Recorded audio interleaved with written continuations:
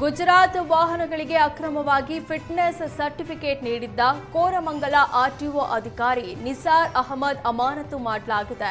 ಸಾಕ್ಷಿ ಸಮೇತ ಏಷ್ಯಾನೆಟ್ ಸುವರ್ಣ ನ್ಯೂಸ್ ಸುದ್ದಿ ಪ್ರಸಾರ ಮಾಡಿತ್ತು. ಸುದ್ದಿ ಬಿತ್ತರವಾಗ್ತಿದ್ದಂತೆ ಸಾರಿಗೆ ಇಲಾಖೆ ಆಯುಕ್ತರು ತನಿಖೆ ನಡೆಸಿದ್ದಾರೆ. ಈ ವೇಳೆ ಅಕ್ರಮವಾಗಿ ಫಿಟ್ನೆಸ್ ಸರ್ಟಿಫಿಕೇಟ್ ಕೊಟ್ಟಿರೋದು ಸಾಬೀತಾಗಿದೆ. ನಿಸಾರ್ ಅಹಮದ್ ಅಮಾನತು ಮಾಡಿ ಅಂತ ಇಲಾಖೆ ಆದೇಶ ಹೊರಡಿಸಿದೆ. ಸಾರಿಗೆ ಇಲಾಖೆ ಆಯುಕ್ತ ಹಿರಿಯ ವಾಹನ ನಿರೀಕ್ಷಕರನ್ನ ಸಸ್ಪೆಂಡ್ ಮಾಡಿದ್ದಾರೆ. ದರ್ಶನ್ ಪತ್ನಿ ವಿಜಯಲಕ್ಷ್ಮಿಗೆ ಅಶ್ಲೀಲ ಕಾಮೆಂಟ್ ಹಾಕಿದ್ದ 8 ಮಂದಿ ಆರೋಪಿಗಳನ್ನ ಸಿಸಿಬಿ ಸೈಬರ್ ಕ್ರೈಮ್ ಪೊಲೀಸರು ಬಂಧಿಸಿದ್ದಾರೆ. ಆರೋಪಿಗಳ ಮೊಬೈಲ್ ಸೀಸ್ ಮಾಡಿ ಎಫ್ಎಸ್ಎಲ್ಗೆ ರವಾನಿಸಿದ್ದಾರೆ. ಸಿಸಿಬಿ ಸೈಬರ್ ಕ್ರೈಮ್ ಪೊಲೀಸರು ಟೆಕ್ನಿಕಲ್ ಎವಿಡೆನ್ಸ್ ಕಲೆಕ್ಟ್ ಮಾಡಬೇಕಾಗಿದ್ದು ಶೀಘ್ರದಲ್ಲಿ ರಿಪೋರ್ಟ್ ಪೊಲೀಸರ ಕೈ ಸೇರಲಿದೆ. ಪೊಲೀಸರು 60 ದಿನದ ಒಳಗಾಗಿ ಚಾರ್ಜ್ ಶೀಟ್ ಸಲ್ಲಿಸಬೇಕಿದೆ. ಸದ್ಯ ಪ್ರಕರಣದಲ್ಲಿ ಬಂಧಿತರಾಗಿರುವ 8 ಜನರಿಗೂ ಜಾಮೀನು ಸಿಕ್ಕಿಲ್ಲ. ಮತ್ತಷ್ಟು ಆರೋಪಿಗಳಿಗಾಗಿ ಪೊಲೀಸರು ಶೋಧ ಮುಂದುವರೆಸಿದ್ದಾರೆ.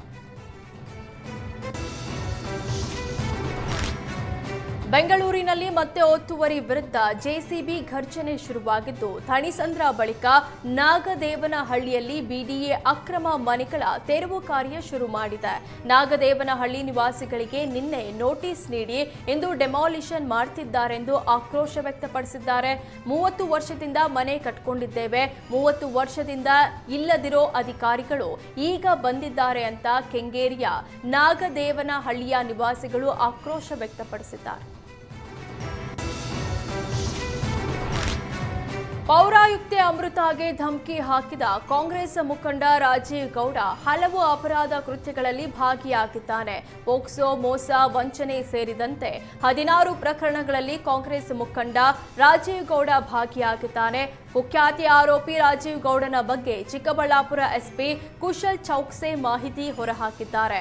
ಆರೋಪಿ ಹೆಡೆಮುರಿ ಕಟ್ಟಲು ಚಿಕ್ಕಬಳ್ಳಾಪುರ ಪೊಲೀಸರು ಸನ್ನದ್ಧರಾಗಿದ್ದು ಶೀಘ್ರದಲ್ಲೇ ಬಂಧಿಸುತ್ತೇವೆ ಅಂತ ತಿಳಿಸಿದ್ದಾರೆ. ಶಿಡ್ಲಘಟ್ಟ ಪೌರಾಯುಕ್ತೆ ಅಮೃತಾ ಗೌಡಗೆ ಧಮಕಿ ಹಾಕಿದ್ದ ಪುಡಿ ರಾಜಕಾರಣಿ ರಾಜೀವ್ ಗೌಡ ಭೂಗತವಾಗಿದ್ದಾನೆ. ಕಾಂಗ್ರೆಸ್ ಮುಖಂಡನ ವಿರುದ್ಧ ಸಚಿವ ಎಂಸಿ ಸುಧಾಕರ್ ಕಿಡಿಕಾರಿದ್ದಾರೆ. ಸರ್ಕಾರಿ ಅಧಿಕಾರಿ ವಿರುದ್ಧದ ನಡೆ ಒಪ್ಪುವಂತದ್ದಲ್ಲ, ಪೊಲೀಸರು ಅವರು ಎಲ್ಲಿದ್ದಾರೆ ಅಂತ ಮಾಹಿತಿ ಕಲೆ ಹಾಕ್ತಿದ್ದಾರೆ. ಈ ವಿಚಾರದಲ್ಲಿ ಯಾವುದೇ ರಾಜಿ ಇಲ್ಲ, ಕ್ರಮ ಜರುಗಿಸ್ತೀವಿ. ಕೋರ್ಟ್ ಛೀಮಾರಿ ಹಾಕಿರೋದನ್ನ ಸ್ವಾಗತಿಸ್ತೇವೆ ಅಂತ ಎಂಸಿ ಸುಧಾಕರ್ ಹೇಳಿದ್ರು.